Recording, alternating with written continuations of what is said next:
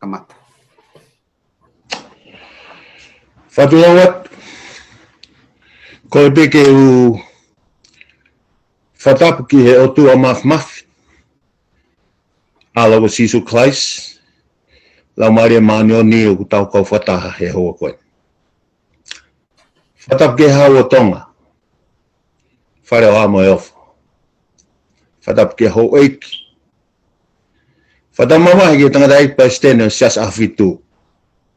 Whikau whanueri mataere. Pea mo i kau taki lotu ko toa pe, o tau whonua, kau whaiwhikau, kau whakaolunga o Tonga. Tā mo ka apui ka e tā mua mo kua whenga maari e ke o hanga tari lelei. Ai tō taha ko toa pe, o wanga maheni, whanonga mai he o pe, i ako wholofola, o mau whai i he wiki ko toa pe. Ko whiwhi ke hanga tari loto maa whana, tanga daik whaiwhikau, tau kau whataha i he polkalama. Whaiwhikau Inoke Matoto. O kunelo tonga whakakaunga tā maki, ngā ue, i he taha o ngahi university a whitu i Fish, Fulton University. Pea moki whatapu mawahi ke toi tā, pentupo Fukofuka. Whia e whainga maari o ku tau kau whataheni, a kunelo tonga, whakaunga tā maki whawhaiako, i he university o Kalani i New Zealand. Pea mo sola ko toa pe ku lawe mai. Whia ki tali loto maafana ki moto. Urunganga maheni o ka ai paengan. Ki mua ki tau kamata. Whaiwhikau, ka taki ki taki mua mai he loto. Tau lotu. E o tua mafi ko mau tamai mohu alo ofa a whiana. Whio mauloto ke whawhita i pia mo whamalo ke te koe ko ngā koe whaingamari o mau kau whakataha ai i mo ui. Mau ilo iai e o tua ai ofa ta e whiri mānako ai a whiona. Ko ke tataki ai e mau whanunga talu pe me kamataanga o e whanungaanga ta o ko e ni o mau o mai ai ki ha kuata fo o. Pe mau whamalo ai ki a te koe e o tua. Kai ke hau ai whanungaanga. Ka te mau kei whawhita e pepe mo whamalo ki ho awhio. E ta mai o mau hanghake ki te koe, ko ngā koe ngawe anga o e houa ko e ri. A ho o wholofola, pe mo ene mā oni mo ene mo oni. O mau kore ai ho lau maari e mā oni. Ke ne hifo mua o hoko pe ko mau tataki. Ke ne hoko pe ko mau whaiako. I he ako anga pe mo whewahewai aki te mau kauwhatahai i he houa ko e ni. Tu mo lau maari ke ne hanga teu i e mau mo ui. Pe tu ke mau lava o mahino i pe tari i e loto hanga maari e mo oni ai wholofola mā oni ai awhiona kia mau tolu hono kotoa. Pe ko wheha whitu o mau iai e o tua. Kau hai wha utaha bea mau tolu i he loto pe mo ofa ai awhiona. Mau ilo i ku mau nofo i he kuonga whaka osi. Ka i taimita tau o mau o ngoi ai lahi whauwhaua a ho o ofa. He ku kei mga tuungai ai rea mai a ho o wholofola kia ki mau tolu. Ke mau mateu ki a aho. Te ke toi whoki mai ki awe a ho o kakai pe ke mau kauai. Whaitau boi kina e polo kalama i he houa koe ni o tua. Mā ai aki mau tolu amana ki ke kau i hono tatake le soni. Pe moha lau maari e pe te mau kau whataha i ako anga o e houa koe ni ta mai whamore. Tuku lau maari e mā oni. Kene whakanafo nofo whalerei a ho o wholofola e nau ngahi mo ui whawho i tuitui.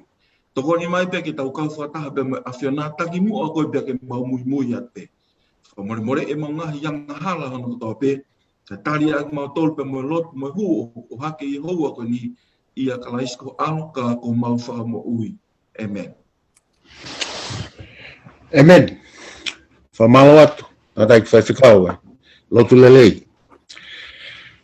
Koe kawe inga whoki o ku tau te tau tala noa i he kuata koe ni whikau atu pia moe tohi a CNSC o ku whakakawe inga e re soni o e wiki koe ni tau tala noa ki ai koe whakatupu. Whaiwhikau o kui ai pē ha whakaamu te ke tokoni mai ke whakatau kei i ki tau tolu i he whakaukau e re soni o e wiki ni. Tokoni mai mua ai. Malo pito e ta Kaufana ai mau whainga maari i he houa koe ni. Pe ko fia pe foki Kaufataha pe mo e toke tā pen Fukofuka i ako anga o houa koe ni. Pe hange koe ne whai ki ai lawe ki mua ange ko lot pe mo whaamu.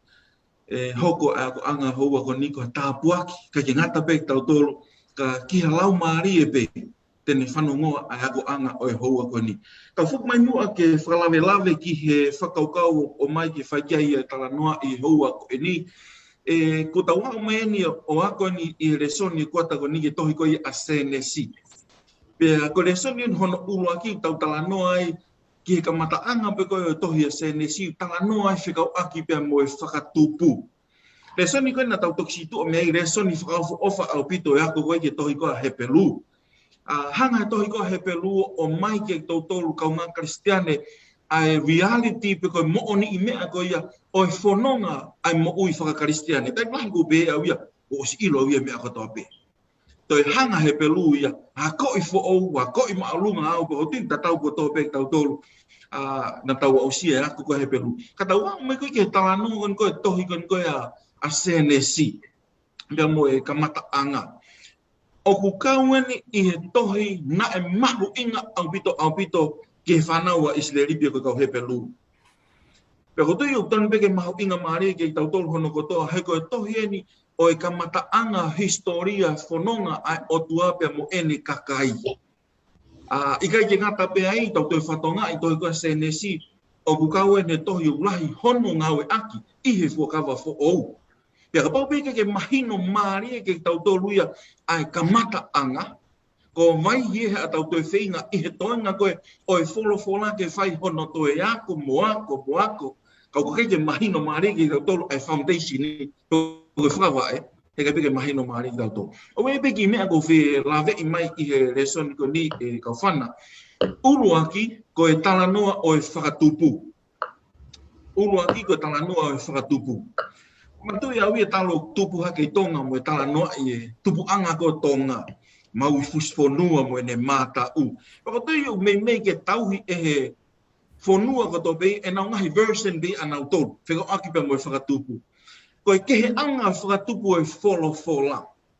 He na e whakatupu e he otua ia ai mamani mo e koloa ko to pe i hono tau mua.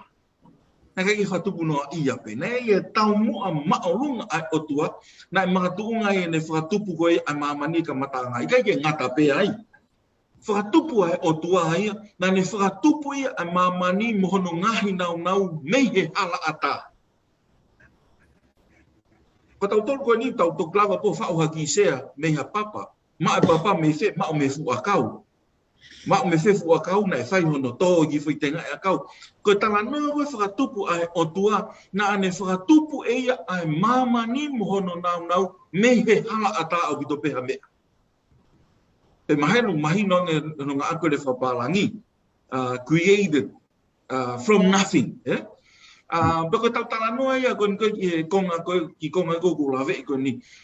Peko tui e Kaufana, ke tautolu whahinga tangata pe mo kaunga kristiane ko tō pe, o giai e whehu i lalahi o mo ui o poston ke lawa ia o tari me he tohi ko ia senes.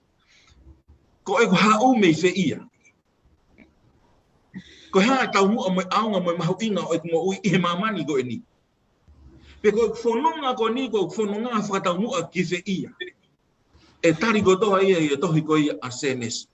Lolo tonga pe koe tau talano ke whatupu, hu mai e ang hala, ko mea hono ua ko whelawe i. Hu mai koe ang hala, pe tāne i nei pe hea ahoni e kaunga whanongo, kaunga kristiane.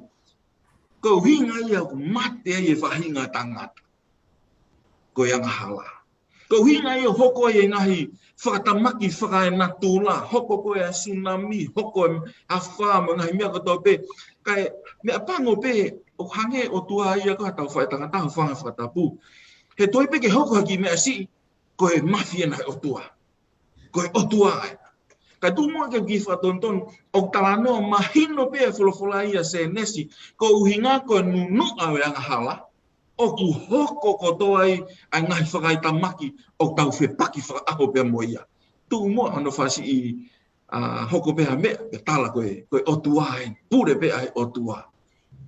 he mahino ia ka matanga ko yang hala pe lolo tonga pe utala no ke yang hala matanga ko te hu mai pe fai fa tupu pe mo palani fa mo ui hu mai pe fa tupu mo palani fa mo ui I he ene ofa lolo tonga more ai tangata ko ne o mai e fotu to mo fa ke to fa haufi mo fa foki mai ai tangata mo ene fa tupu ke tu unga na tu ton ke iai ko tu Kaufana ko ki konga pe le soni interesting a bit te tau talano ai kuata ko ni ke to ia senesi ka ko kamata anga ni pe mo fa tupu ko tu yo iai e ta po lahi ke tau to fa hinga tangata pe mo ako te tau fai malo pito fai ficau ai fatau kei ka venga o manat ke tawako ki ai ka ngata pe weekend ka ko kuata kakato ko ni Peni o vai mai ha konga he le soni ku tau situ me ai na la mai pe ke fai ficau to he pelu e lava ke whakawhi hokotaki pe mo le soni fo o kuata ko ni ke tau lave ke lave mai mua iai ko kore begi o pamalmala te whakatapu ko se na whaki whewhikau ka mai le tā ko e tāpua kia te au ai ka whataha mo ki moua I he wahe o wikeni he re soni ko ni tāpua ki ko wahe di manoa e tohia senesi pa ko e whakaoria mo e muna ka tau pehe te tau lava veteki ai tohia senesi he sāpate taha tolu ka hoko mai ko vahe uluagi beia e lau I tau tangata he ke ose vahe uluagi ia he tau veteki he tohia senesi pe fe ai ha tau whakaukau ke mahino a kano kato tohi vahe ni manoa senesi he sapate taha tolu ka hoko mai ke kai wa tau ngau ke ngau ai ki pe e ki pe ten toki hanga o mai pe me au ton ke tau mahino ke te tau tolu I he sapate taha tolu ni neongo ko fu moana loloto ai tohia senesi Talo e wabere me kamatanga tauni mo e ku fekuki mo e whakakaukau ko hai koe o tuaki au. I he malanga kamatsapate a sione maka, kamatsapate ai kau talavou he ni na malanga talavou ko sione maka. Pena ne lea ke kupuilea ko ni, ko kupuilea beuk tawanga mahen ki ai. Ko Lord of Lords and King of Kings. Ko eiki o ngahi eiki pe mo tui o ngahi tui. Pena e nofo mamafa ai whakarea ko ia. Ko ngape ko te fu maheni mo ia ku. Hange te whae tangata ake gita fu irea ko ia hango whakatala noa ko ai whaiwhekau ane. Mai koe ke toi mamafa ene tō. Ka ke te au ko e whehokotaki anga ene tohia hepe lū. Pe mo e tohia senesi. Pe ko hape ngahi kawenga ke he tatahalere pe o ngotohi. I he na leini mo na kawenga. Ka una huktaha mai ki he crossroad. Whikau aki pe mo e eiki o ngahi eiki. Pe mo e otua. Pe mo e tui o ngahi tui. Utala noa ke ai pa ko mea na vā ofi ai o ko mahu inga I ai. Ko e eiki o ko whaki mea ofa. Utala noa pe ai whakawa motua ke taula eiki. Utala noa e tohia he pelu ke taula eiki o toi lere yangi. O ku lami pe whakawa motua ka utala noa tohia he pelu ke lami o ku toi lere yangi. O tala noa e whakawa motua ke whailau tala noa he pelu ke whailau o ku toi lere yangi. Ko taula eiki o ku lere yangi ko ni, ko lami o ku lere yangi ko ni, ko whailau o ku lere yangi ko ni, ko Lord of Lords and King of Kings pe. Pe o whakaawa pe tohi a senesi o tala noa whekau aki pe mo o tua o ne whai whakatupu. Ko whakatupu ko ni, ko whakatupu oku, mo e mea ofa kia te au. Pe kia te au, ko whehokotaki angat pa ko where pe ngai wheitu ui o na hoko o whehokotaki ai o tohini. Ka kia te au, ko crossroad no kolosi ai o bahe. O na kolosi I he otua. Ko ia pe malo. Amalot I he whawhihokotaki tā. Koe kaweinga koe tau le soni koe o weekend ni. O koe ai hangahi konga la lahi ai e nima. Te tau lawe ki ai te mohanga o wahe mai ai.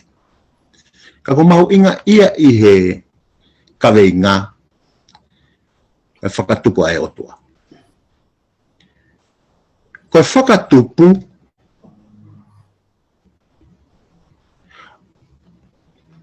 koe fuafua whakamooni ki he tui ai tangata ki he otua. Koe whakatupu, koe fuafua whakamooni ki he tui ai karistiane ki he otua. Pea koe whakatupu, o kune hanga te si e tau tui. Ki he mea koe nai whakatupu he otua. Aki whakau koe ni. Koe tawha aki koe o tupu maari e. O koe e whakakau ia i e tawha aki koe ia, koe fwoi maka, ki he unofe, pia ki he mea mo ui, o whakahoko tawa o ke tangata. Koe whakau ia i tupu maari. Ka ki he karistiane o ku tui ki he otua e whakatupu, o ku katui ki tauai, koe otua, na ne hanga whakatupu e tangata, me e efu e kere, pia hoki ai mo manawa mo ui, pia kamata me ia e historia o tangata. O ku ia e historia o whakatupu e otua, na lawe kia whai whikawan. Koe tani pehu tau huke e historia, na e kamata me i whai sapate. Koe tāu te kui ke historia kamata, o wike fitu e whakamoui, ai whakatupu ai otua, ko kamata mai rewa historia sapate. Koe whakakau e whakatupu ai otua, hange pe ko ku lawe i anai. Koe fuafua whakamoonien, ki he tui e karistiane ki otua. Koe me ngahi, Tongan Language i he whakatupu, sapate, koe fuu akau, o lelei, ilo e lelei pe moe kovi, a tree of knowledge and evil. Na e kau i he whakatupu. Pia na e kenge ngata pehe tu e fuu akau, o ilo e lelei pe moe kovi, kana e toi tuai moe fu akau ia o mo ui, pia koe haho na whehoko taki. Na lawe mai whai whikau. Whikau aki pia moe keresi. Ki mua koe ke whakatupu a iwi pia mo atama. Aho koe e nima ki mua nai whakatupu he otua ai mamani. Ko osi whakapuru aki. A mamani a keresi ki mua ke whakatupu a iwi mo atam. Ka ku maari e, ai taimi koe ku tau sio ai ke fuakau e ilo e lere ipe moe kovi, o ku kamata mea e historia i he whikau ai otua pe moene mea ofana tānoa ke a Peni. Pe aku mahu inga au pito e tau sio ke whakatupu. He kuia e tau historia, ke whai mea i hono whakamooni, he ku tatui ko o tua na nehanga mohono tau kupu o ngahui. Ai whai mamani o tai ai. Ta ku ulepe te molawe a muike, ka koe tala teu o ngau, o nima mea ai o tua he ne whakatupu a mamani. O mahu inga au pito ke tau hanga whakatoka ngai, hono kehe, pia moe whakakaukau ai sae ni simo tuputupu maari. Koe taha wea hono historia. Ta mohono whamoon koe whawhawha e otua. Ta moe otua ku tatui ki ai. Koe whakatupu ia, koe whawhawha whakamooni. Sai, o kulahe ngahi elemeni te ai te molawe ki anai. Ka koe whakakaukau ia e tala teo e reso ni. O ku mahu inga ki a te au, ke tau whatoka ngai he kamata e tau ako. Ka o ko loto pe mua, ke tau au ke au Sunday, e kamata e tau whakapotala noa. Whai whekau Inoke Matoto. O ko uoto ke hanga o mai ange e whakakaukau, ai lawei he tangata tohi sāme, ai whakatupu ai otua. Ki tala noa mai ange i he konga koe ni, e koe konga koe o Sunday, o ku tala noa i ai koe otua e whakatupu. Lawe mai ange he lawe ai tangata tohi sāme. Malo pito le tā Kaufana ka tuke whalavelave ki he whakaukau. Ko kore pe mua ka inga whanong ka maka o Kristiani ke ulau mai pe mua ngai Mexico ni ke tokoni pe ke poupou I ai talano o manaki ke whai. I toko kai a teu talono me vahe ono pe mo vesi hono wha o pehea ono wharea whanongo e isileri ko si hova ko hatau o tua ko si hova tāwha taha pei. I toi ka Isaia vai whawhapa mo vesi ko ia hono no pe no wharea o pehe e si hova ko tu i o isileri pe ko hono huhu I ko si hova o ngahi kautau. Ko au ko uluaki pe ko au ko kimui. Peo I kai ha o tua pea moa. I tohi koe au rakti mo te wahe uapa mo vesi koe ia hono nima o pehea hono wharea he uku taha pe ai o tua mo e whakalalo pe e taha. I he mahaa o tua mo e kakai koe tangata ko kalaisi sisu. Mahalo pe e whawhehu ia ko hana uhinga ko o mai ai ngahi vesi koe ni. Ka kopote tau hanga whatongai ana tula ngai vesko ni undau o mai a fo I whakaukau tatau pe e taha o ku taha pe o tua. O I kai ke toe whaua wai o tua ai pe kai ke toe whaha whiwhiria pe whiha o tua. Ka ko teim kun kou hawai e tau ako ke tohi kon koe a senesi vahe ulua kipa mo vahe koe honoua. Hange ke whakaukau e tolahi o ku ngā aki mai o hingoa kehe ia e u. Raki roto pe ki whamahal ala pe whakaukau o taha pe o tua. Ka maatu unga ai kehe a hingoa pe ko huafa o tua ku ngā aki e wholwhola. Makatu unga ia I he context pe ko e talanoa ko ia e wholwhola whekau aki mo ene ngā ue. O makatu unga ai hono whakahuafa kia ai ngahi hingoa kehe o tau ilo I koe. Ka taha pe whakaukau o taha pe o tua. O taha pe o tua. Teu ki mua koe ke wau koe ke whakaukau o mai koe Kaufana. Tala noa koe tangata tohi sāme te au. Teu whoki pe ki a senesi wahe uluaki. I he vesi uluaki pe o e wahe uluaki u pehe mai e wharea e vesi. Na e whakatupu e o tua I he kamataanga ai langi pe mo mamani. Pako rea kunga aki in the beginning God created. Na e whakatupu e o tua. Ai koe huafa koe ni o tua me pango pe tau rea whakatonga diliu ko tau pe koe o tua. Ka I he rea whakahepelu koe rea kungo hao mei ai o tua whakatatau ke rekoti koe ia o se nesi wahe uluaki me he vesi uluaki ke vesi wa o si o hao I pe me rea hepelu koe ni koe Elohim. Aia ko hono huafa, aia ko hono uhinga koe mahino koe e kau siu, mahino koe e kau isileri, mahino koe e kau hepelu whaambete tau maue nau mahino. Koe o tua whai whakatupu, koe creator. Koe o tua mahalohi pe powerful. Koe o tua mahalohi taha pe ia pe koe ta mighty one. Koe o tua whaeiki pe majestic. Aia hange un tō ai e whakamamafa koe e whaohinga ka hoi pelu. Koe hingoa pe koe huafa mamafa nia o tua. Ka koe nea o koe ki he wahe hono ua koe o senesi. Ves whade ulau me ai. Koe tala whakahoko ni o ngahi o langi mo mamani. I he aho aia na e whakatupu ai e si hova koe o tua a mamani pe mo langi. Ko ta wā koe ke whahe hono ua. I he tohi whakatonga o kei o tua pe. Ka I he whakapalangi pe te tau whuki ki he rea whakahepelu ne li riu me koe me iai e wholofola. O ku ngā ake i e whoi rea ia koe Yahweh Elohim. Ani koe nau lawe ke nei na apeheha tō lahia ko haya Elohim ko haya Yahweh. Koe o tua taha pe. Ka ko hono ngahi hua wha o ku mahatu unga ia I hono ngahi natu lape ko hono ulu nganga. Aia o mai koe e wahi hono ua. Tau sio ke kamata ke waofi e wae o tua pe moene whakatupu. Moe mamani pe moe raki ongo mātua.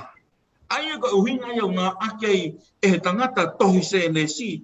Ni riu re vai o kake ne toi funga ake Elohim ka ni ngā ake ia Yahweh. Pe koe si hova koe o tua. Te ki mai pe ki whatata, te tau ilo ni tau tolo manako ke lau historia. Tala noa koe ia raki mo ua Samuela. Raki mo ua ngahi tui. Koe huawhai ni o tua ngā akilahi taha Yahweh. Pe mahino newe kei tau tolu. Ko hono o hinga ke ma o tua ke ai hono relationship bo ene kakai. Ai hono va mo hono kakai. Te haure ke tangata tohi same. Same te au ve skula ki ke tolu be no farea. Ko same o whakawhita. Mo mawama I he fia ki a Sihova. Pick up e tangata tohi same a Yahweh. Ai ngahi whanua ko tope. Tauhi a Sihova. Te lawe I Yahweh. Tauhi a Sihova e he fia.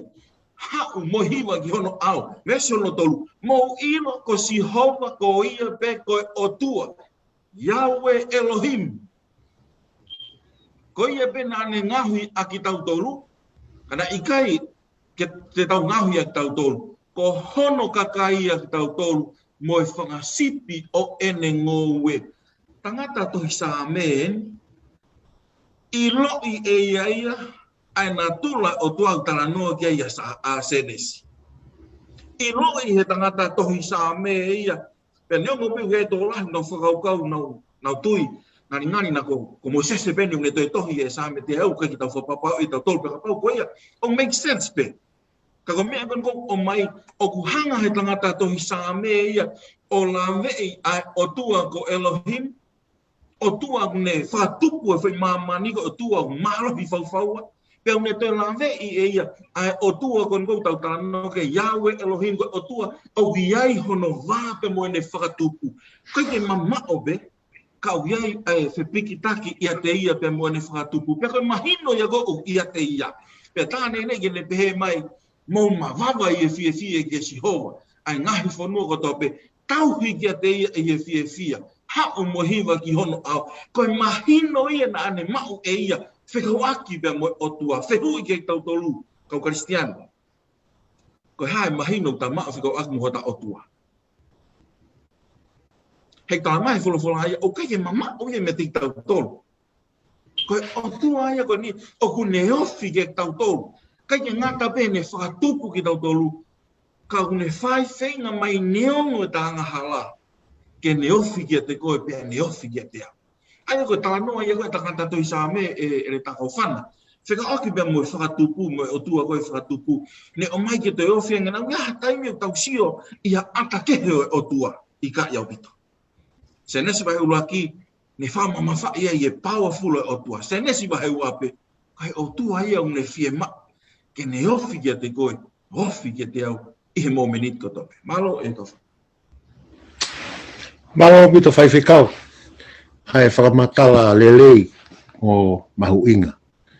Ke hapa tu pe mua kia togetā, Peni Fukofuka. Au kua ia whakaukau, ape moe ope atu. Ai mafi o Sihova. Pe kulave mai pe ai whai whikau ki he whakakaukau. Ka kua mea ko mahuinga ia. Ai mafi o Sihova. Pea moe wheitu o ku awhio aia ato nai Sihova. Tā noa paula, langi o ngahi langi. Tau ka kapa whao. Ka I he taimta taupe. O ku ofi ange ene whekumi mai kia koe Peni. Iho tatoto totono. Neongo hono mawhipa neongo e tau ka kapa whao a e ta whakakaukau ki he wheitu o ku awhio ai. Tau mai e whakaukau e whehui. O ku ofiange e ne whekumi mai ka koe. Iha tatotototono. Ki lawe mai ange e whakaukau koe.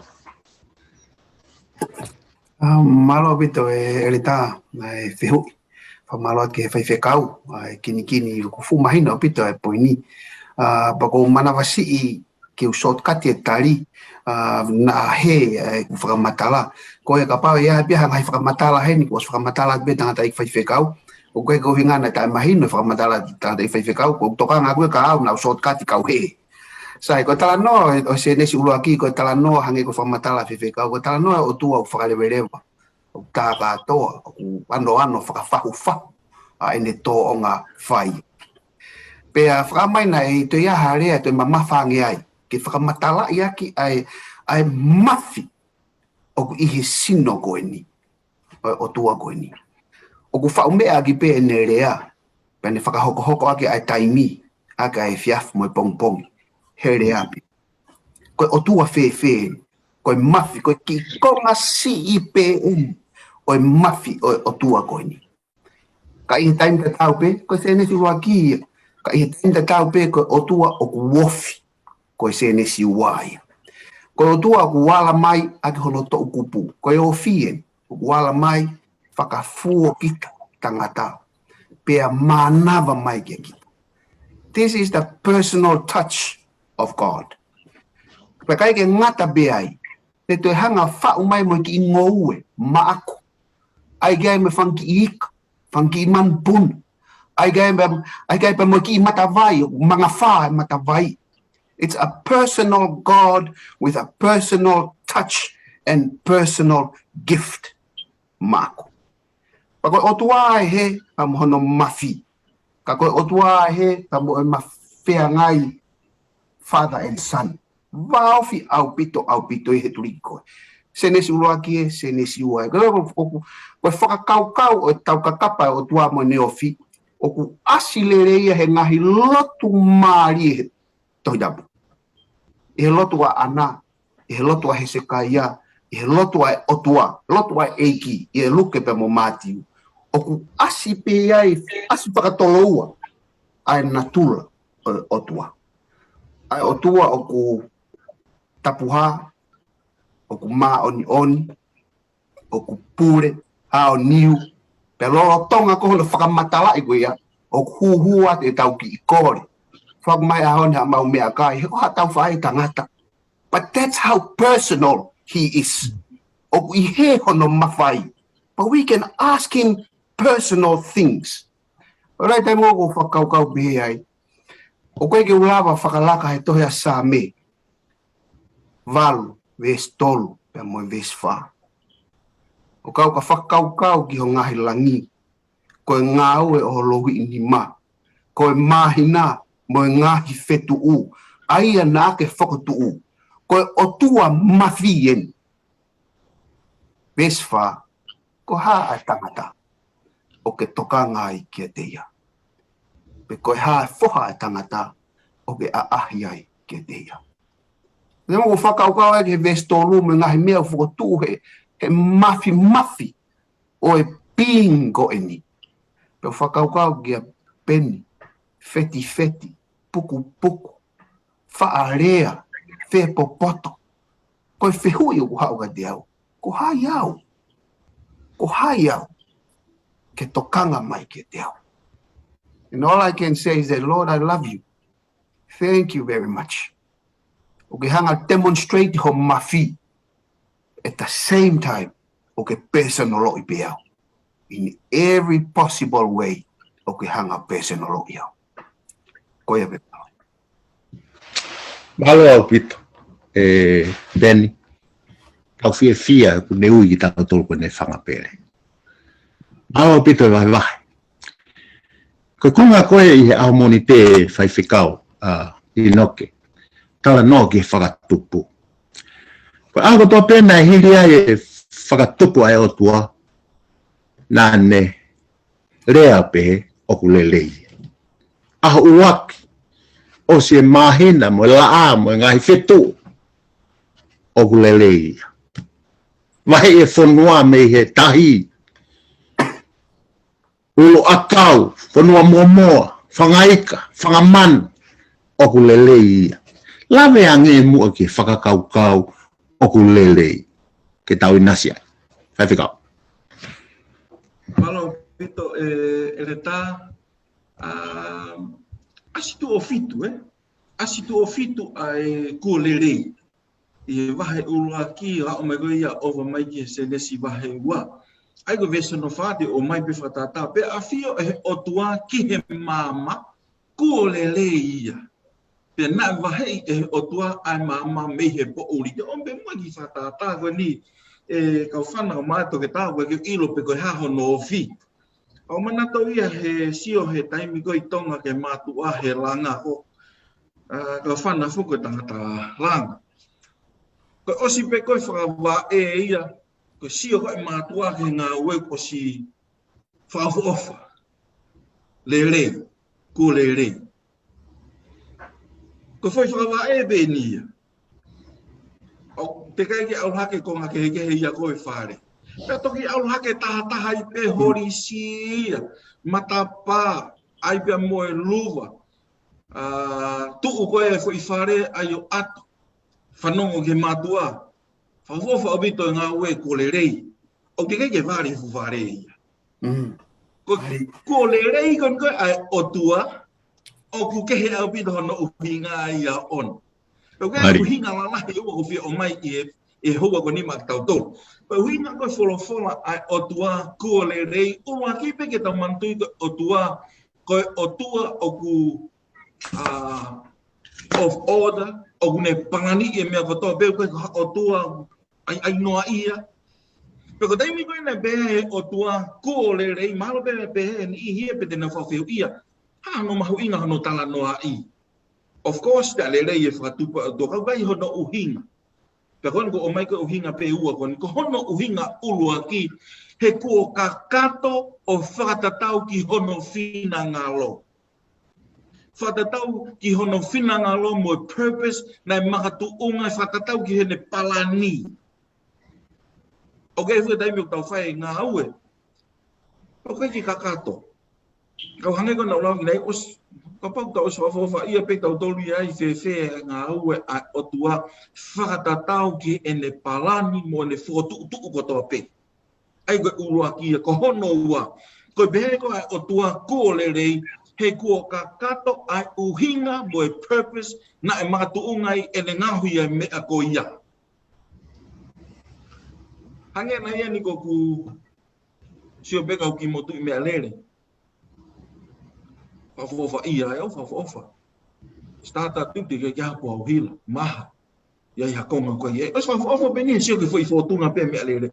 Koe pehe ko ai o tua kuo lerei, o ku iai hono puha uhila, o ku iai e lolo, o ku iai e pensini, pe ku mateu teu e mea lere ko ni ke whamu ui o whanonga he hala. O koe ke uhinga nia, whawhawha pe ne ha mai, lahi ngai ko ngai pehe ko kau whamatala whatau.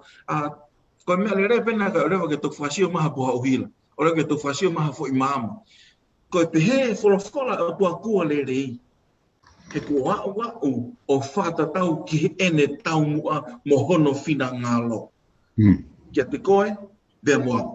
Te omi be ki whakaukau koe ni, i he tohi koe a sere mai ia wahe urua ki vesi nima. Nā aku ino koe i he te ekiai te whakatupu koe i he whatu. Pena aku whakatāpui koe, pea tu uni koe palo fita ke ngahi pule anga i he te ekiai te ke hau mehe manawa. Whakauawanga ke whakaufo e whakatupu ai o tua. O mahatu ungai a ifo ne wholofola mai kuo lerei. He nai mahatu unga ai ola o ne whakatupu mo ne ngā ue whatatau ki he ne palani. Pa mo ne whakatutu. Pea neongo e tau whawhihala, tānoa ko ni whaku mai pe e re tā, ko mai to re tā. Ke tau tolu whahinga e tangata. Ma kehe tau tolu ia ne be me na wholofola atua ia. Ko le rei au pito. Ka hange koe hu mai e anghala, veu ki pe mau i mea kotoa pe tau tomo hu mo e whanonga anga. Ka toi wholofola mai pe o tua ia sere mai ia wahe ua hiwa vestataha. Heu pehe e si hou. O kia te au e ngahi tu uni ko tu uni ke te motoro. Ko e ngahi tu uni ke fie maari ka ikai i he kogu. Ko hui ke whaki ho mo amanaki ke te motoro i he iku anga. Lolo tonga pe e tau i he lelei ko tau pe mo tā puaki. Hanga o tua o whaki hono kotoa e ne ngahi tau tonga. Whaki hono kotoa e ne ngahi mo whatupe mamani. Tau tō mo humu pe i anghala. Kai ke riak tau tole o tua. Kai hange ko te wholofola mai ko ia sere mai a pahe ua hiwa vistataha. O gea ia palani mo whotutu ki aki moto. O ko nofo mbea whakaukau. Wai tai mahi ka pau te whatataga pa te toha ki ngowe. Pea waoa. Ka mea pe whaiko kini ka toi tofu ou. O tua nia urahe ne kātaki. O tua urahi ne kātaki. Lolo tonga pe tau talangata a. mau ye me o to pe na ni for ka mata anga ku le to pe he me pe o tua o ye pe palani ye moto ko ta mau inga ia ka nga fanong ka nga kristiani ko le au pito he nai kakato pe hau ai whakatupa o tua ia te koe pe mbao e ka ia me le te hau e ni whatu malo ko ia pe Kaufana malo Malo au pito, whai whikau, whamatala mahu inga mo mahu inga maari. Mahu inga peke tau tuku pele rea e otua, o te tau te whie poto, maari au pito ka malo atu he whapotala no. Toi da, ki whamatala mai ange mua ki he tupu maari ai kai ke na whenā pasi le rei pia mua e whakatupu ai otua. Ki lawe mai mua ai. Whamalo te whenga maari, malo pito whiwhikau. Ko re begi hanga pe eki o whamau e tau tala noa hoko atu. I he, ke tala noa ke he whakatupu, ko tala noa i o whakatupu, ko tala noa ia pe o muoni koe o tua pe ikai. Ko ongo mau e o tala ke whakatupu. O gea e mau ai tohi tapu ke whakatupu. O gea e mau ai sainisi ko tupu maari ki he whakatupu. Ka whanau no e me patau toki hoko atu. Ko mea rau tau pehe ko mau ai tohi tapu ke whakatupu. O gea ko ha mau ia. Ko e mo o ni ia. O gea ko ha mau ia. Ko e mo o ni ia. Sai. And that is not open for debate in my humble estimation. Sai. Hoko atu. Ka koe ke he hen ki tari whihu i. Nā stano me pika tātai whiwhikau ane nai. Where e whangi ke he. At pe haua pe tōru patau hoko atu. Nā tau tupu e ngai tau la. Koe mau eni ai tupu maari e whikau aki mo whakatupu ki tau tōru. Nā tau tupu e ngai tau lahi. Miliona, biliona. Pea koe mau eni he ta whake ta ha. Koe mau eni ai tohi tapu whikau aki mo tau whakatupu. Nā whakatupu pe tau tōru he aho e ono ka Sabbath. Koe ke he ta. Koe ke honoa. Nā tau tupu maari e nā tānoa kei a ere tānai. Ka mata pe me he whaunga o ku whaingofua. Simple. Pea tau toki tupu ai o wauha ke whaunga o ku whakauria mo whakaririfu. Complex. Nā tau tupu maari e from simplicity to complexity. Koe mau ia tupu maari e. Koe mau ia tohi tapu. Nā whakatupu pe tau tō mo complexity ko ia o tau pehe nei pekoa au mai koe ke taimi. Nā kai ke tau tō aloha ke tau tō ka tō mea kehe. No, we are what we are from beginning and the fall.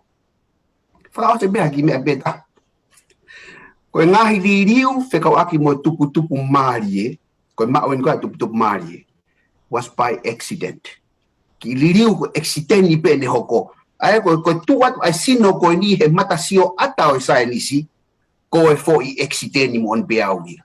Ai sio ai matasio ata ai sa nisi. E sio ai matso ata ai folofola mo whakatupu whekau aki pea mo au. I am not by accident. I am with purpose.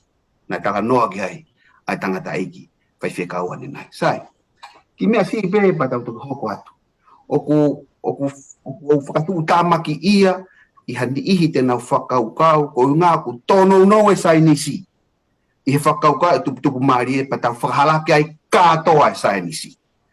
Mana tui kau tangata, kau whanong, ko ilo whakata mai ko mea ofai ai otua. Ko toki mea ke heia ai tau ngau ea ke tau tōru he aka fia he anga hala ai tau ata mai o ngau e hala aki. Koe kau matao tau he malao e sai nisi, koe kau tui o tua. Pascal, Newton, Morse, Fisher. Koe moto o apia ko tāla o Oxford I kono moto o behe Dominus Illuminatio mea. The Lord is my light. Ko uhinga o te tau tāpalasia ilo whakaata mai ko hinga bia gea ne vai I he ne hanga huru au e tau whakatupu. I kai au pita, ka koeni, o whakatokanga maa loma vai ua ki vesu woua. Pe he nau pore koe poto aki nau tolu, na nau liliwai koe vare. Ko so mai be ki e poto ke tau sio aki, ko tau ngau e hala ki pe poto goia, ko tau vare. Ka koeni, let's not worry too much. Ko tātu o lahi a e tau sio, ke hanga e ki o tā I he te fito. A kau poto whakawhetau ki o tua. Na tau sio he mea koe ni, i he tala noa, whikau aki pia moe tau au pēperi. He fukau poto lalahi ko ia, ka i pehe te fito, e he otua. Na tau sio i he mea tatau pe kia Nebukanesa, pia moe ne pore, ka i pehe te fito, whikau alo kai wao e tau e fitu. Pageloi ilo koe ni, whakawhetau koe ni, nei kai ke fola o tua pa ta mawai ki tau toluka na tau tupu mamari. In due time, e hanga pehe o tua ia, o whakahalaki, ai ma'u koe ni. I'm not worried about it. I'm not worried about it. O ko tui tai toi vei ua beria. In due time, e hanga pehe e ki ia, o whakaha ai mo'oni o ene whakatupu. Pa ko tu whakatapea mo toi a whakaha wahe o wa vesta taha. Ko ia o taianga tonu, tuka e pehe ke taianga tonu. Pea ko ia o uri, tuka e pehe ke uri. Pea ko ia wanga tonu, tuku ia e hanga tonu ai pehe. Tui pe nau tō ke mea nau tui gai, tui pe au ke mea mau tui gai, e iai pe aho, e whai ai whakamau. Pa ko ia o taianga tonu ai pehe. Ko ia o mao ni ai pehe. Ko ia pe mao. Mala bito e toi ta o ku mahu inga au pita whakapotala noa. Te ku mahu inga au pita tau sio ke honga ta whaaki. O ku mahu inga au pita hangi koe ne whakapotala noa. Mahu inga ke tau tari e whakakaukau. I he taim tatau hangi pena ku lawe kia he tala teo e resoni. Koe tui, o ku ne koe whakatupu, o ku ne o mai ke tesi e tau tui ki he mea koe koe ku tau hanga o iloi. Maloa bito. Ko atu siten ko tau lawe mai au Sunday e ko nga ulaki ko o tua whakatupu pa tau lawe mai a monite whikau apa mo whakatupu ai lele pa tala noa pen me he tawhaaki ongo tawhaaki o tup maari tau ama ke tu site ko tahaeni o mea nai whakatupu i he aho e fitu e whakatupu ko e sāpate whai whikau o kore mo ke lawe mai ke mahu inga o e sāpate I hono whakamanatu I he whakatupu. Toko ni mai ai ke tau, wako me ai. Halo, Vito, Kaufana bea e whai bea le taha ke whaha tokoni ki he whakaukau. Ki mua ke hau ke whakaukau, wai ki mea beko fia link mai pe me he talanoa kone toke tā, pe whamalo ke toke tā. I he talanoa maari, pe me vai whamawhana kone whai Kaufana. O ki ai mea ne lawei e toke tā, ai kai ke toi vei ua ke whiwhiri ki hano talanoa, biko no toi tipeiti e whakaukau. Mea panga nia toa mai ke talanoa e sāpate, ai ia talanoa e whawhikiki mo tipeiti. Hiri mo osi ko ia, o asipe me he kamata anga e whakatupu o tua ai sāpate. Pea koe ki manatu e nia ki he lolotonga ke ngau e koe I he misiona tonga I tonga, arimoni.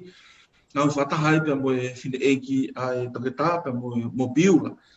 Hau e whine eiki e aho tā pia ne talamai ki te awhai whikau wai ki tohe ko whemau ke alu rau. Pea talu e ku takai holo mo whaame te mau haki kopi e kina ene ki tohi. Na ngata be ku lau aku e wahe ulu aki.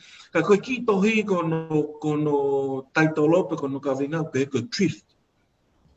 Pena ulau hifo laingua na ulau hifo o ilo ai. Koe taha o ngahi apiako iloa I mamani, Harvard. Koe apiako ko ni ko hono ka mataanga, koe apiako aku whawhai ke kau. E ahoni koe ki taha ne kaunga anai e taha ki aku whawhai ke kau. Koe aku whaata mai atape. Ka koe aku tala noa ki he mamari e mai, ai anga tau whanonga mei he tupu anga, mei he mea koe dai makatuunga he no whotu e apiako, me he ngahi makatuunga koe ia whakatupu ai o tua, o ta wau da tolu ki hatuunga, ko ta honga da tolu ia whawhiru ia o tua.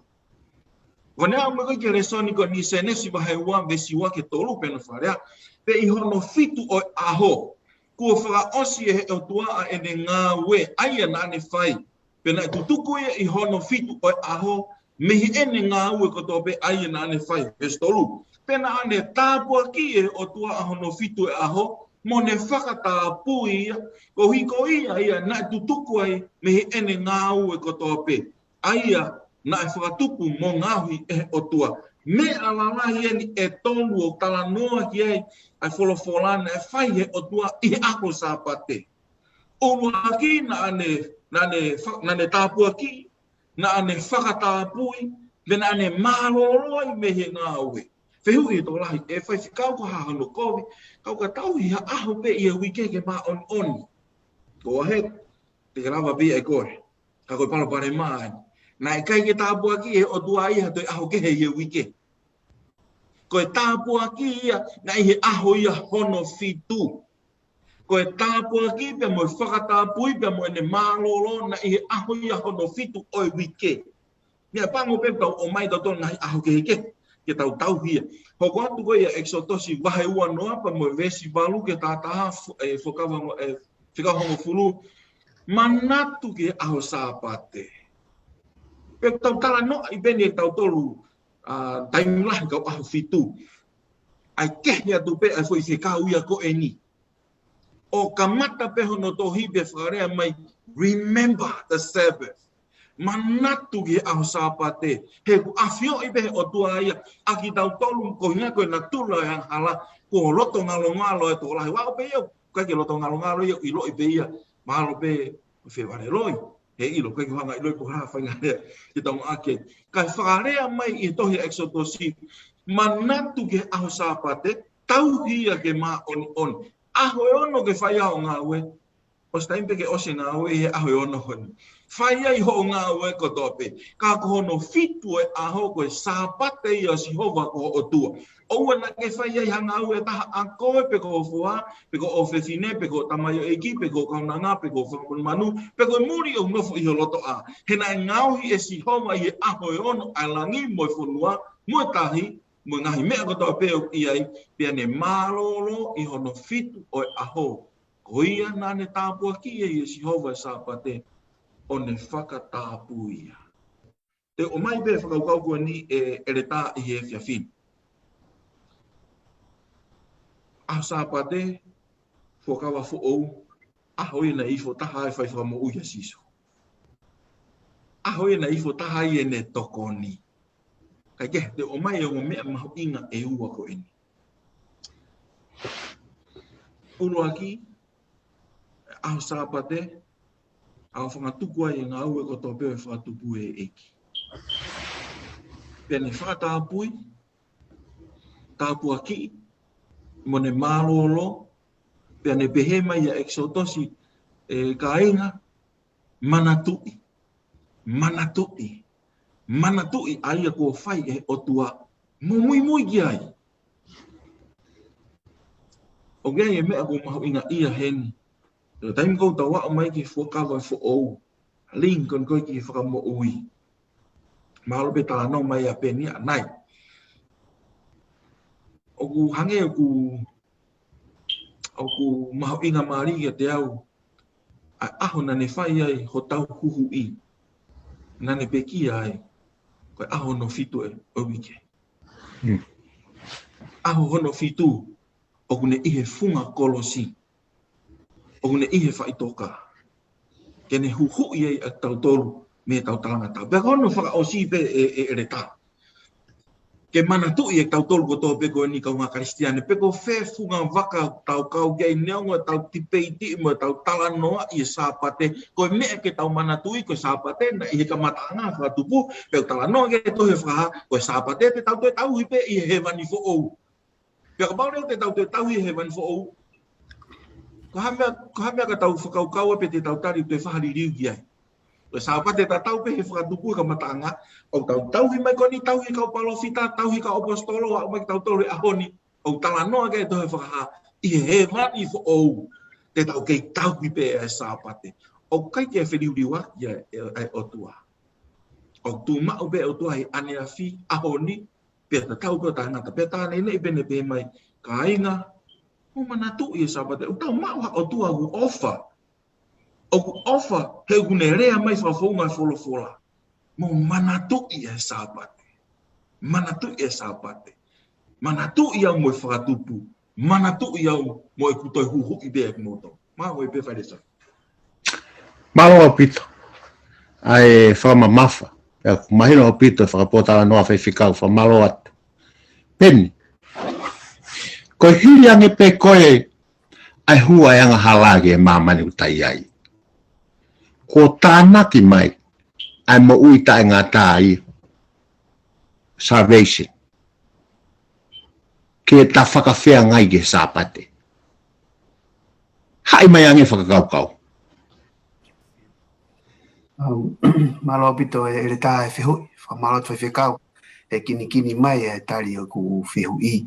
Pa kore ke hiki ke ne hanga maha rea mahino, kia te au ku kawen he konga le sonina ne hanga alasi e ku moui. Tau ngā e pē mua a ngahi kupu i rea o ku ngāwe ake he tohi a senesi. Pe whakatotolo ai asi a ngahi kupu i rea koe ni he wholofola, i whakaamu e toi mahino ange ai whela vei ai sāpate pe mo e uita angata. Koe vēsina e lau mai whaiwhikau ane nai. Pe hono fitu ai aho, ko whakaosi e he otua a ene ngāwe a ia na ane whai. Pe nai tutuku ia i hono fitu ai aho, pe ene ngāwe ko toa pē a ia na ane whai. Ko sinesi wahe wā vēsi wā ia, ko kupu i lea ko mau inga ia ai, ko whakaosi e he otua a ene ngāwe. Ko kupu i lea koa ngai bē toia exodosi i wahe whānoa vēsi tolu, ke osi ko hono langa o e wharewhikaki, o whakaosi e Mosese a ene ngāwe. O toi ngāwe bē kupu i lea ko ia, he osi hanga e Solomoni o langa ai tempare, whakaosi a ngāwe na e whai e Solomoni, langa hai tu i wahe fitu vēsi ni matahaya. Ko whakaukau o piheni, i he osi a ngāwe, o gai mea o hoko mai. Peko mea nai hoko mai he osi a ngāwe, ko sāpati. Pana whakatanoa kai whewhekau, pa malo bet whewhekau.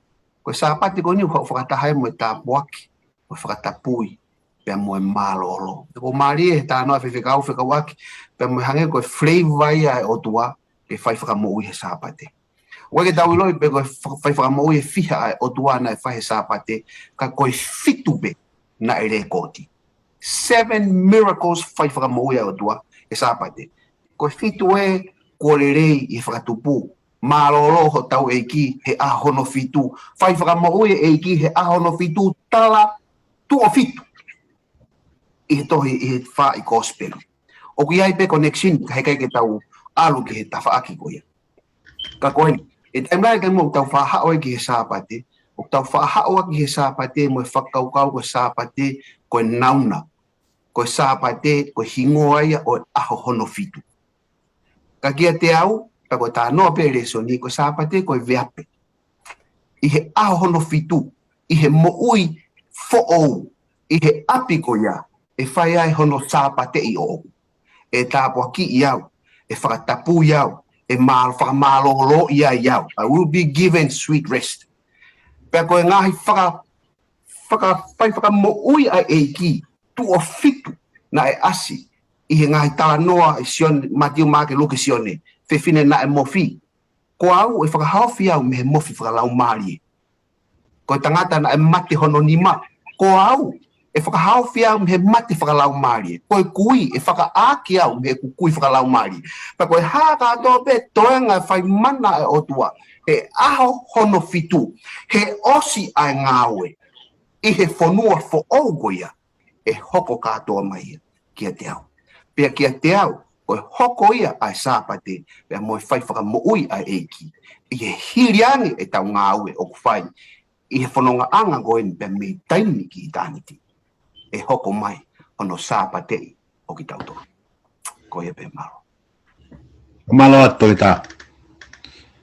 Tau amanaki le rei e ai ho tau malo lo anga. Ko sāpate whake o tua ki tau toa. Kai ki ngata pei maman, ka ki lang.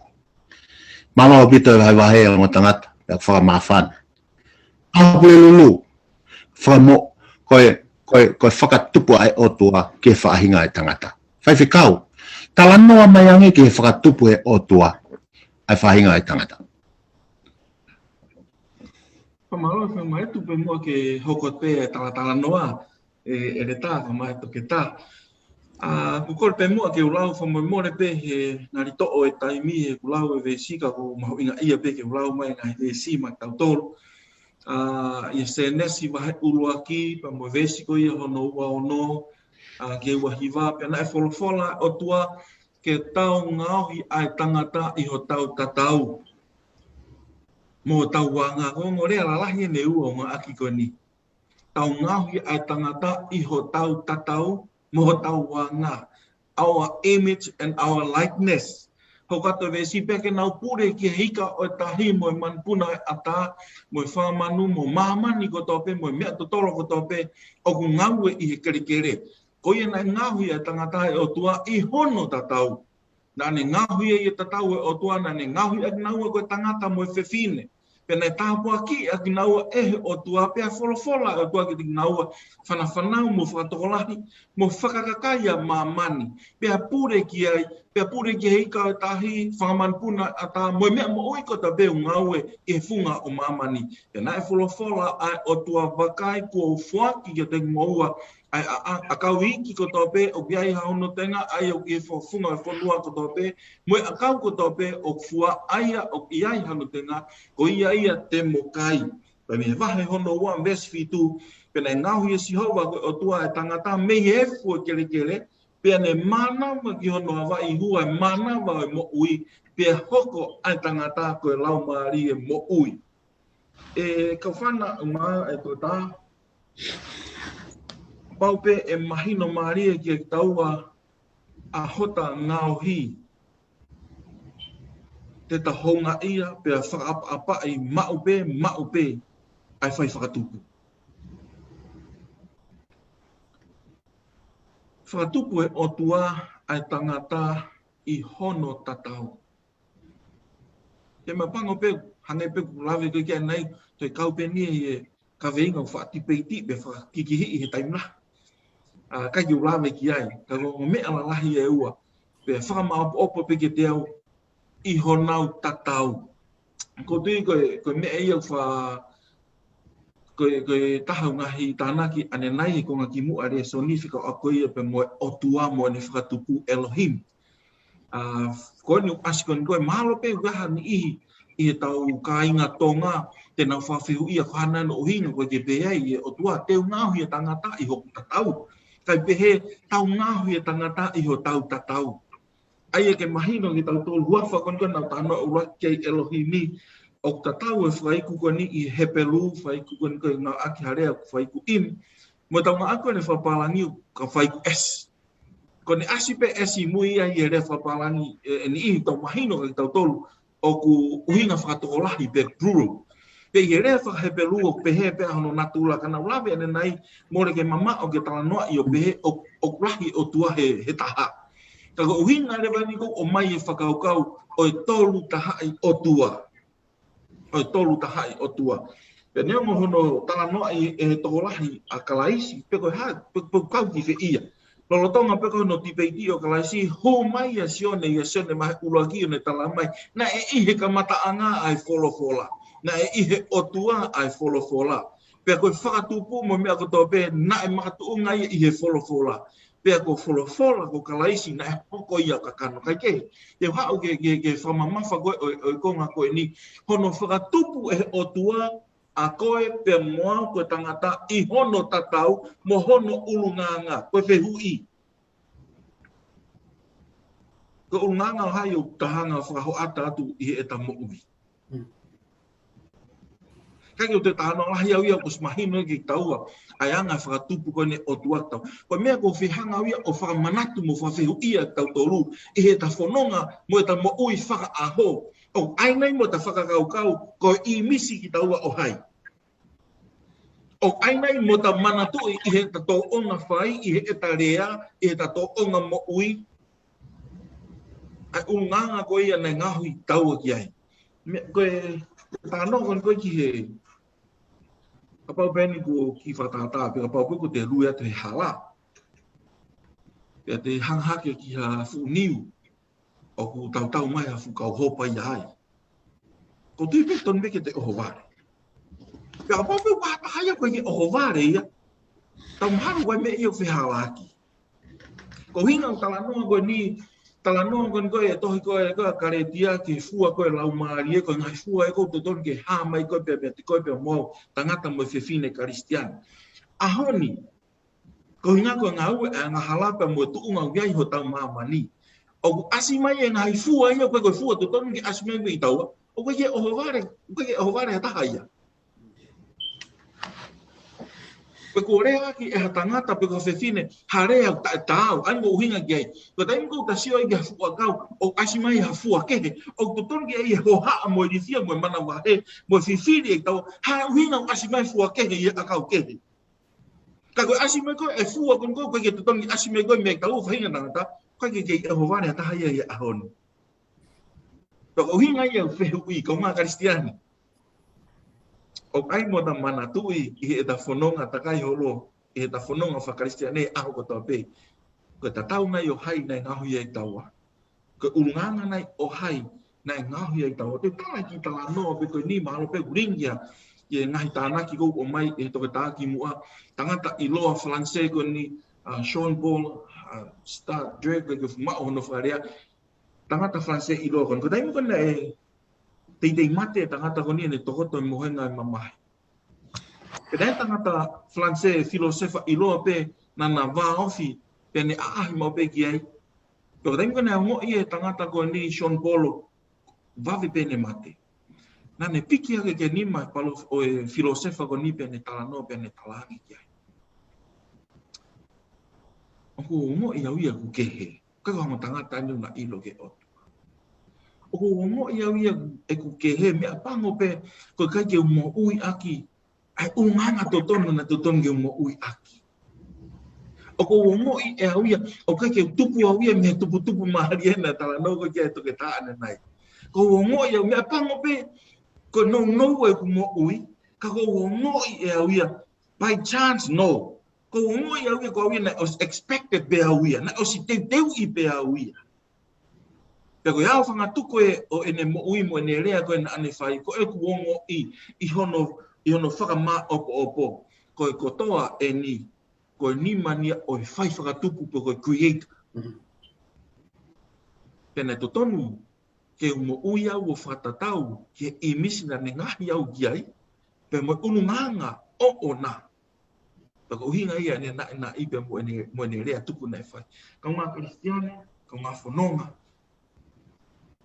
ta uno to ni ke te yofi ke te fok mai e ki au tai pe ke ta te fakai e tu ngau giai e ta mo ui na fai e te uia ko imiske hene mo ununganga ke heia o ta fai ake te o fie mau ke ta foki ki matanga i he tatau mo ulunganga o tua ke ha mai me eta mo ui malo e fai desa Malo pito fai fekau ai fatala no le lei pe mo fa manatu. Mauinga mau pe ai fa manatu ko ki tau tolu ko i misi o tua. Pe mo no ulunganga. Malo mo fa potala no mauinga. To ta Whapotala noa mai angi ki hanga e o tua whakatupue. Pena e anga whewheo no hanga e o tua whakatupue whewhine. Paka haere son te tāko mea.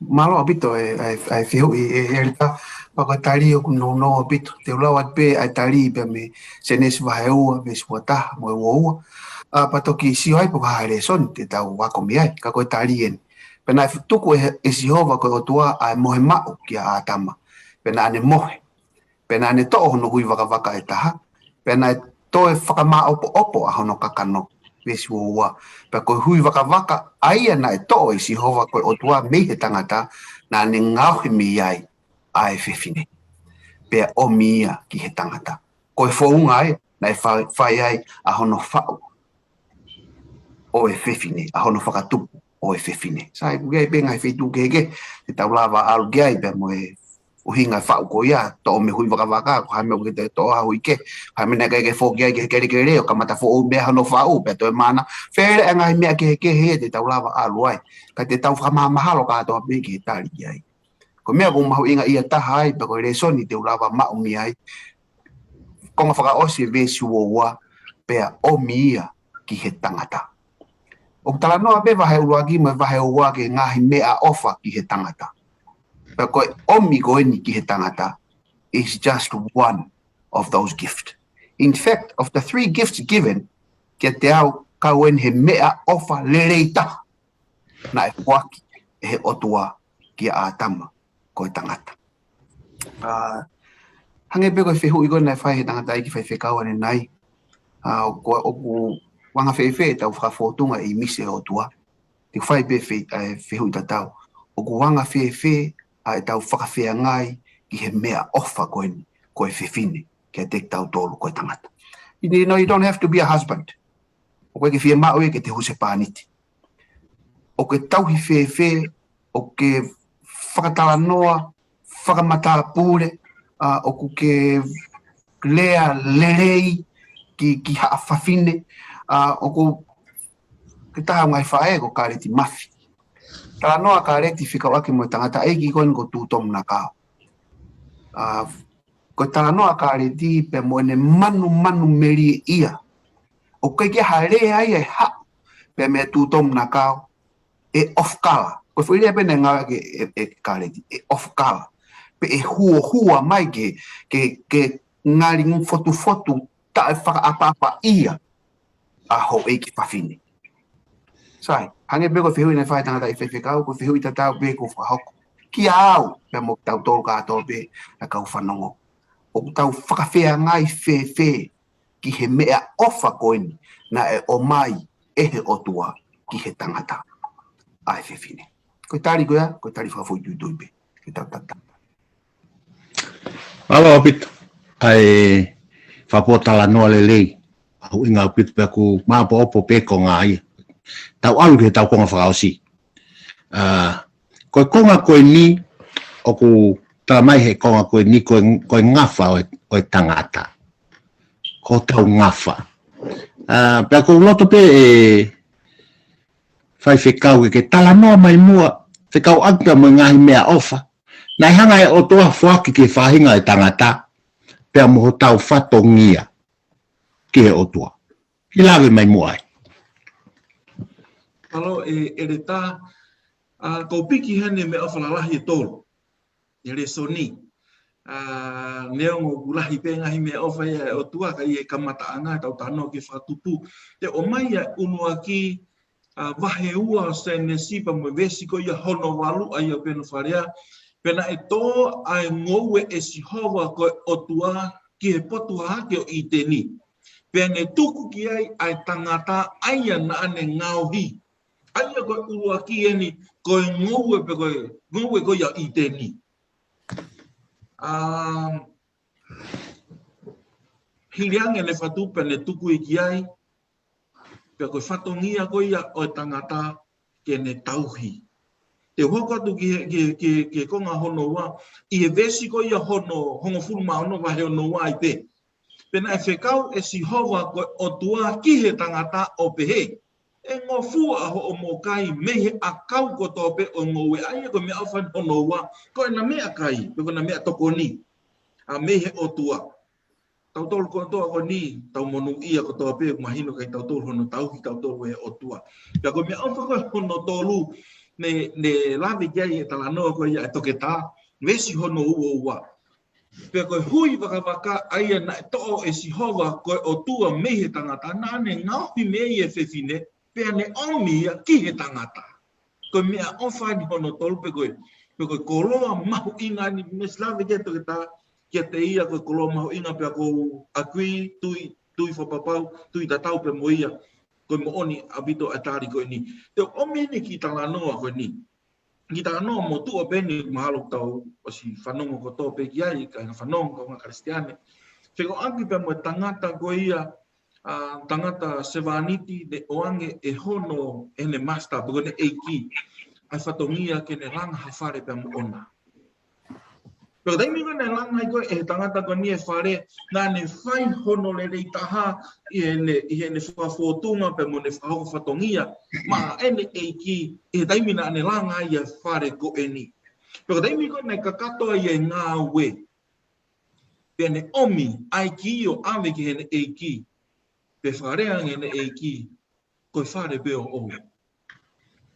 Na e ngāhi o tua ngā mea koto koe ni maa ki tau tolu. Mea pango pe he ahoni, o kai ke tau hana tau whatoa ngā i ko na e ngāhi kotoa ni maa ki tau tolu. O tau tauhi O tau hina I roto hounga mo on. Peo kamata ke tau hanga o ngau hanga aki pe ke tau wainga aki abuse e ngai whatupu kon koe peo ngai whaki kon o tua I ngowe I te ni mo mea kai te tō whamamawha mea kana rame koe kia ia Peni. Ko tau tala noa koe ki kai whewhine. O kai ki whemau ki tau hoko ka huse pāniti ki tau tahulere I ha whewhine. O whewhe tau whawhiangai ki ka kai whewhine. Ngalo I tau tō, nei ngau I mai whewhine ko ngako ki tau tō. Ia awha mau inga ia.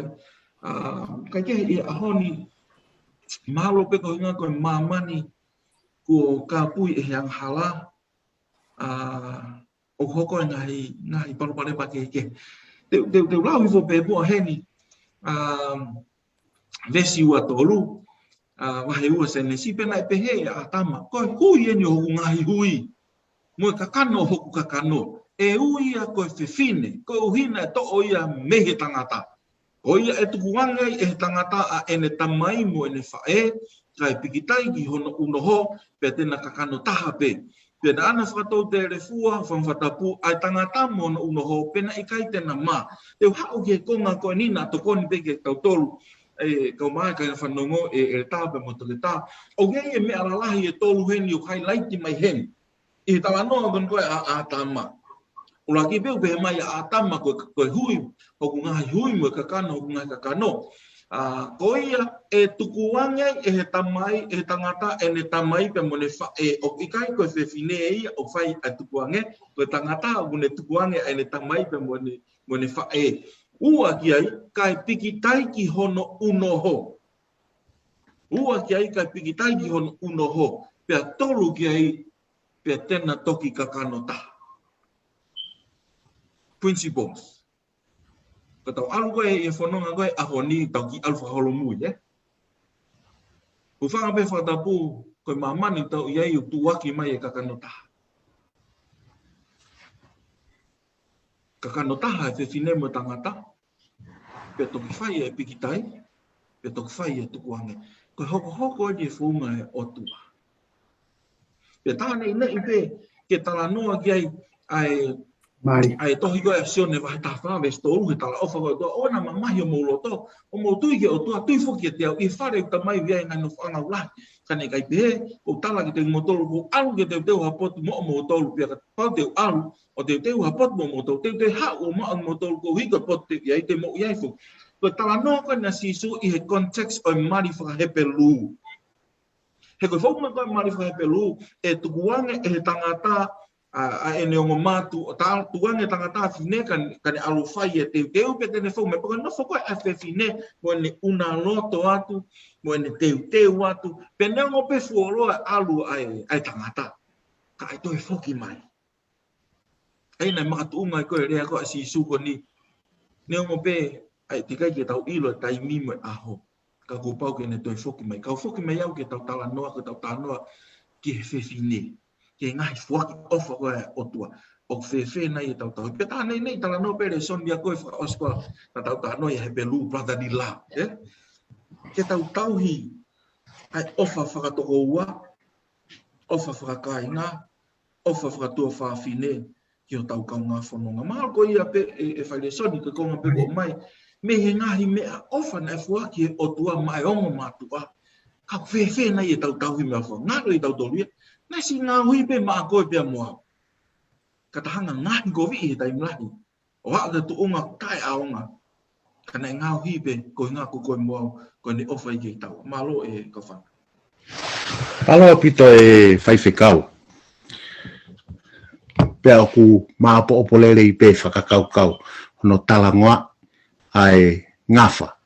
Pea moe mea ofa e otua. Ngō tangata. Saipe ko Peni. Oku hoko mai e tari whehui.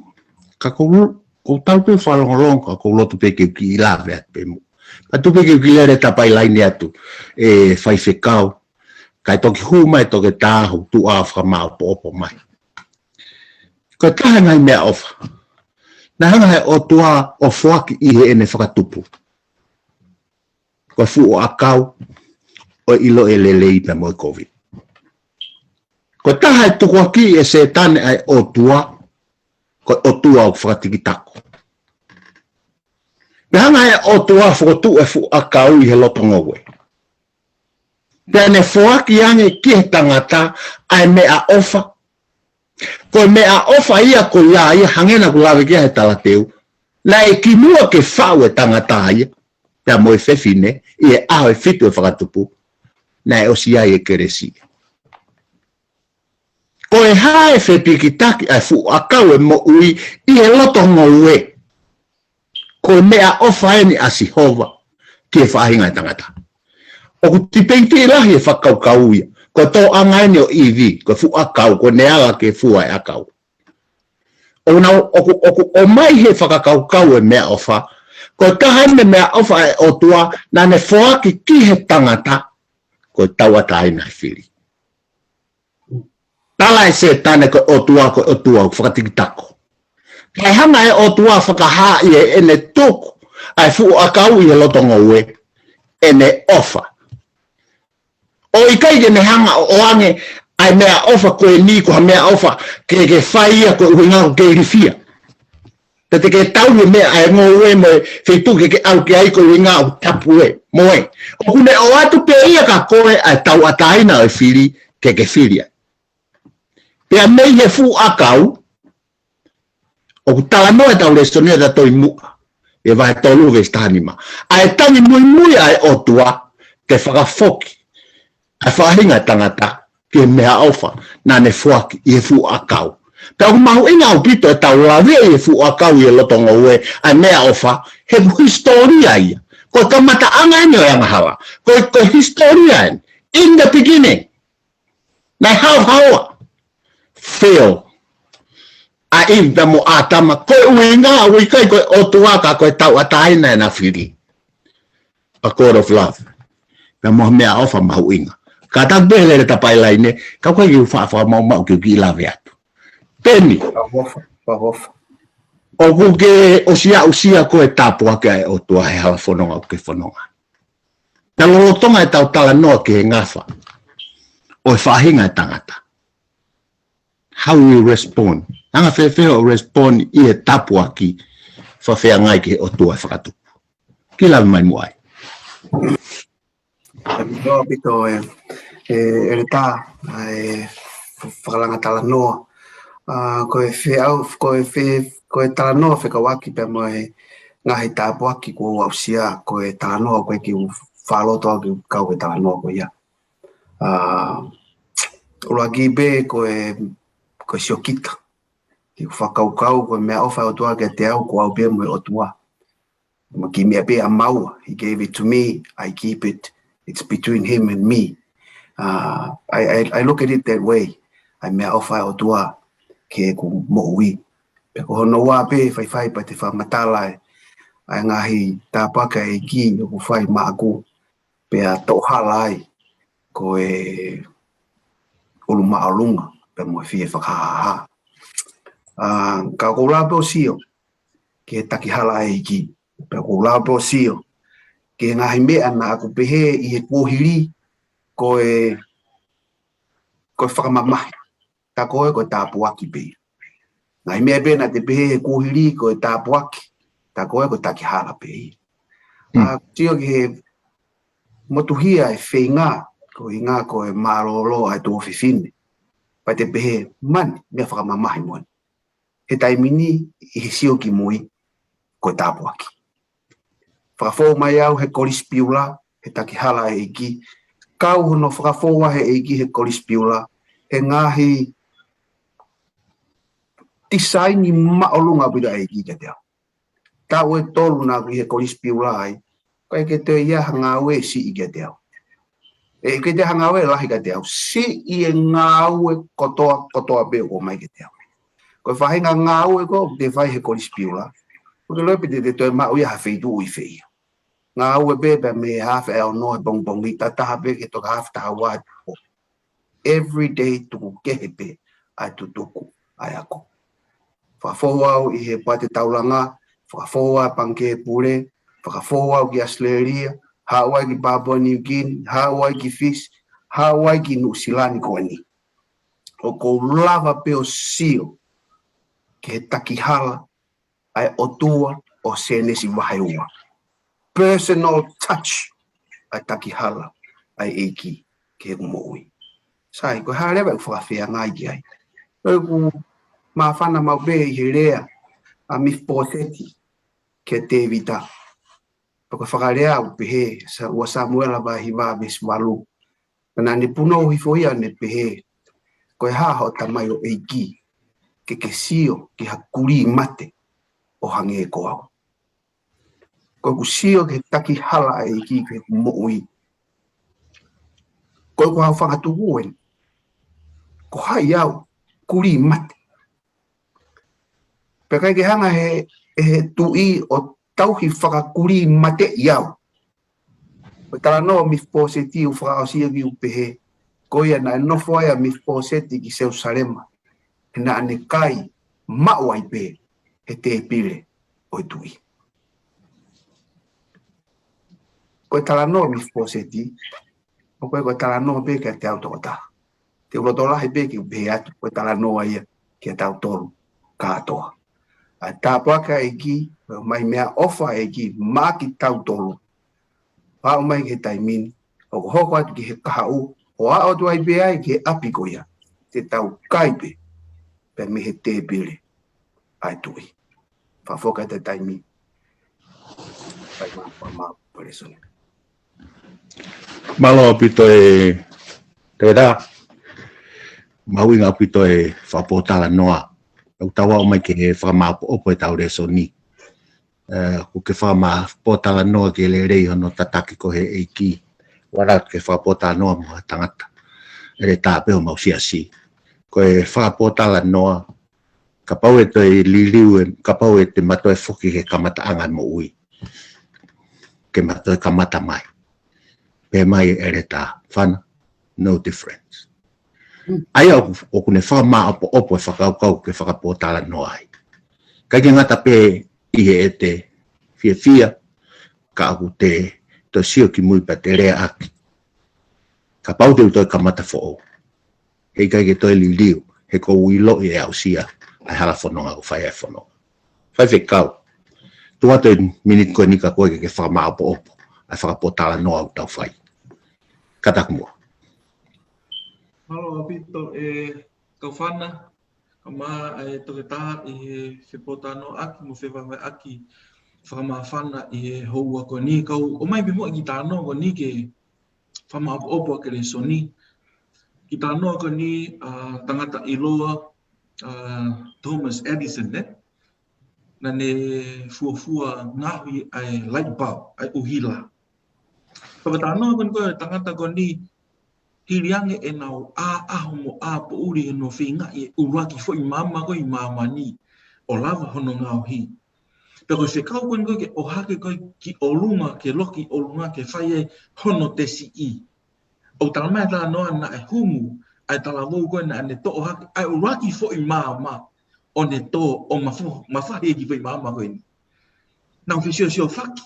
Kau tangata koto koe ni ke mea na hoko talange Thomas Edison tau doi ngahi a whai mama fo o.